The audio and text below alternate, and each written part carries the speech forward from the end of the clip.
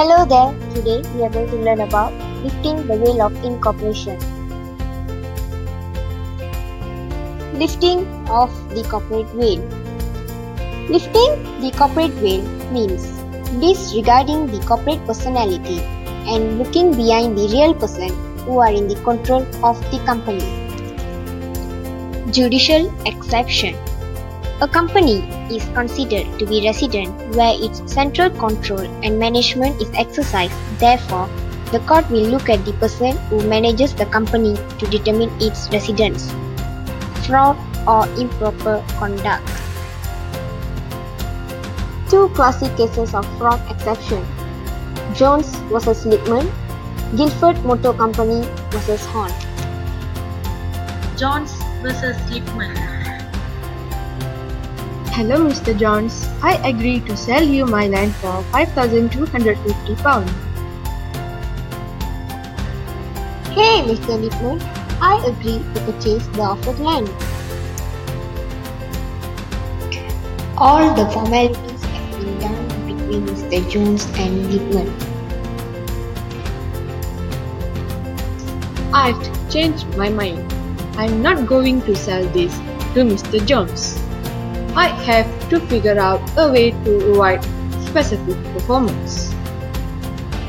So, in order to avoid specific performance order, Mr. Lippmann formed a company of which he was the owner and director of that company. Later, he transferred the land to the company.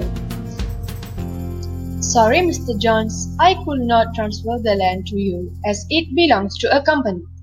I'm ready to refund back your money. What? No! You agreed to sell it to me first. I don't want back my money. I wanted you to transfer the land as agreed before. So, Mr. Jones decided to sue Mr. Lippmann under specific performance. Russell J. ordered specific performance against Mr. Lippmann and the company, as the company year was a mask which Mr. Lippmann owes before his face in an attempt to avoid recognition by the eye of equity. Guilford Motor Company vs. Horn. Mr. Horn was managing director of Guilford Motor Company Limited. His employment contract stipulated not to solicit customers of the company if he were to leave employment of Guilford Motor Company.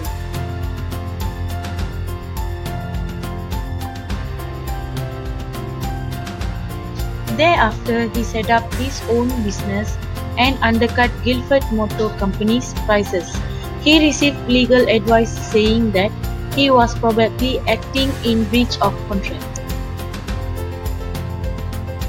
Mr. Horn set up a company, J. Horn and Company Limited, in which his wife and a friend called Mr. Howard were the sole shareholders and directors.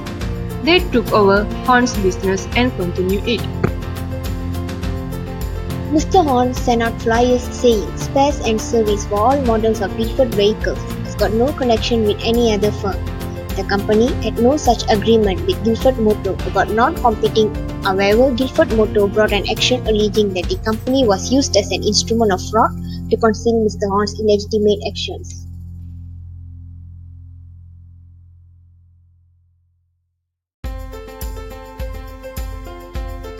Farwell J. held that the covenant that Mr. Horn would not compete was broken.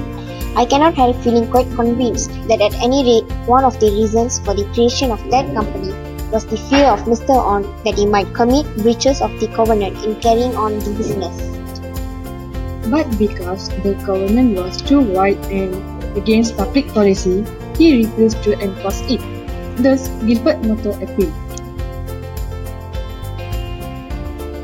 Lord Enworth and R granted an injunction so that Horn was forced to stop competing through the company. I am quite satisfied that this company was formed as a device, a stratagem in order to mask the effect carried on off for business of Mr. E.B. Horn.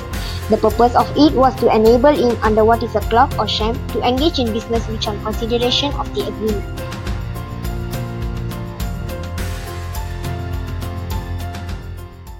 Created using Powtoon.